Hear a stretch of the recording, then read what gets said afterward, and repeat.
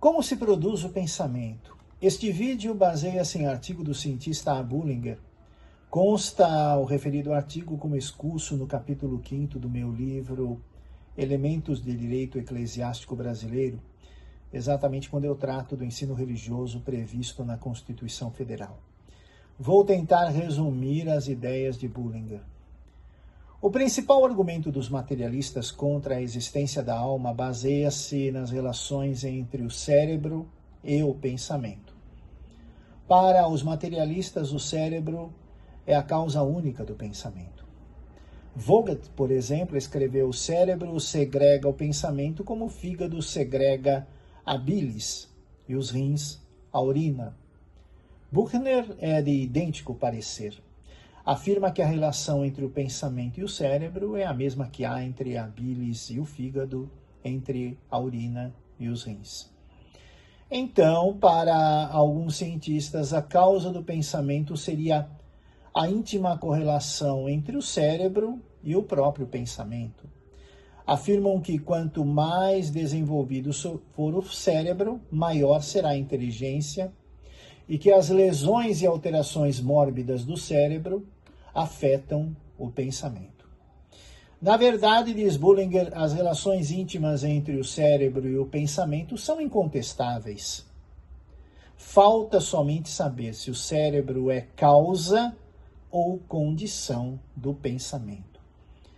Se o cérebro for a causa, deve haver sempre proporção entre o cérebro e a inteligência, pelo princípio geral de que a mesma causa, nas mesmas condições, produz sempre os mesmos efeitos, princípio de lógica elementar.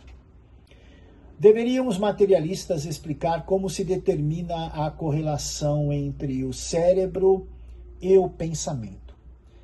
De que dependerá a agudeza da inteligência? Do peso do cérebro, do seu volume, do número de circunvoluções, da qualidade da substância de que é formado, mais ou menos rica em fósforo.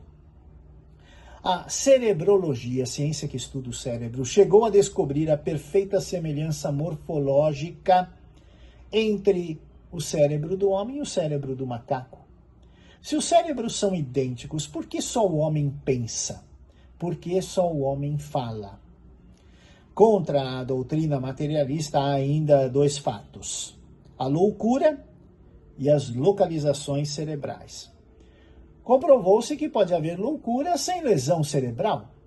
Como se explica então que o instrumento, causa única do pensamento, o cérebro, funcione mal, estando intacto?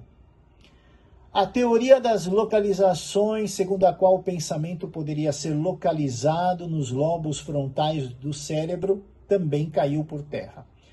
Depois das verificações médicas feitas no decurso da Primeira Grande Guerra, examinaram-se inúmeras lesões cerebrais, perda considerável de substância cerebral, a ablação dos supostos centros sensitivos e motores, redução da massa cerebral nos lobos frontais, sem que os feridos se tenham ressentido gravemente dessa falta ou tenham perdido as faculdades de andar, de pensar e de falar.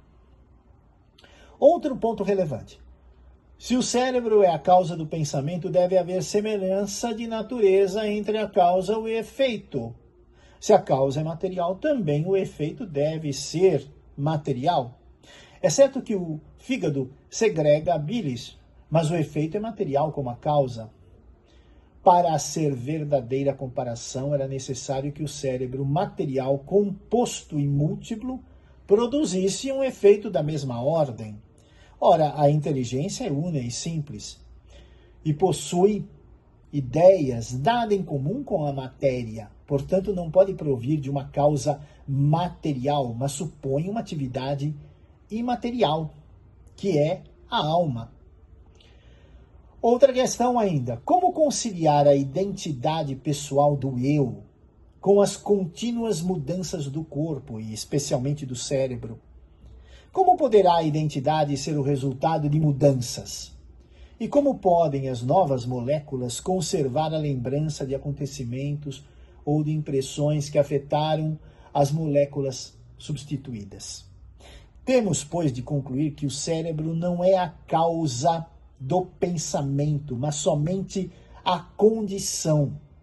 Não é o órgão da inteligência, mas simples instrumento, à semelhança de uma harpa, que não pode emitir sons se não for tocada pelo músico. A causa do pensamento é somente a alma, absolutamente falando. Entretanto, não admira que as lesões dos centros nervosos paralisem as funções mentais. Nenhum artista conseguirá tirar sons de um instrumento quebrado, não obstante ser tão artista antes das lesões como depois das lesões do instrumento. É isto, fenomenal, não é? No próximo vídeo discorrerei sobre o ensino religioso nas escolas públicas, um preceito da Constituição Federal simplesmente esquecido há 36 anos, pois a Constituição em vigor foi promulgada em 1988. Mostrarei como o ensino religioso pode funcionar como antídoto contra a violência urbana. Por favor, inscreva-se nesse canal, deixe seu gostei e ative o sininho